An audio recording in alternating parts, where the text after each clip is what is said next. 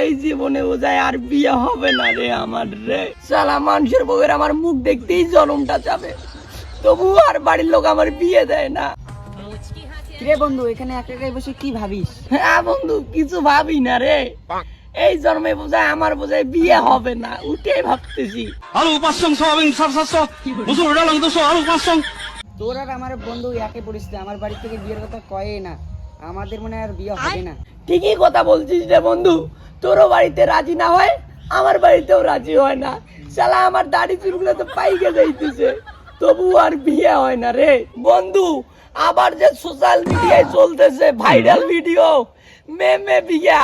আর এখন বন্ধু তোর আর আমার বোধহয় ছেলে ছেলে বিয়ে করতে হবে রে। ঠিকই কথা বলছিস রে বন্ধু, আমাদের মনে হয় আর বিয়ে হবে না, বাড়ির লোক বোঝেই না বিয়ে দেওয়া লাগবে আমাদেরকে। আহারে, চোখের পানিতে বোকটা বাইসা যায়। তো বন্ধু বল এখন কি করি?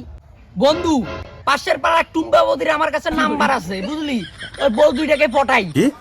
চেংড়ি তো জীবনে পটাইতে পাবো না রে ভাই, ওই বৌদিকে পটাইতে হবে। আর শোন, যদি বৌদি যদি না পড়ে, তাহলে ডাউয়ানিকে পটাইতে হবে। হ্যাঁ বন্ধু, ঠিক কথাই বলিস, আমাদের তো চেংড়ি আর পটাতে পারবো না, ডাউইনি গিয়ে পটাতে লাগবে। বন্ধু, যদি ডাউয়ানিও যদি না পড়ে, লাস্ট পরিস্থিতি এই ভেড়াকেই বিয়ে করতে হবে।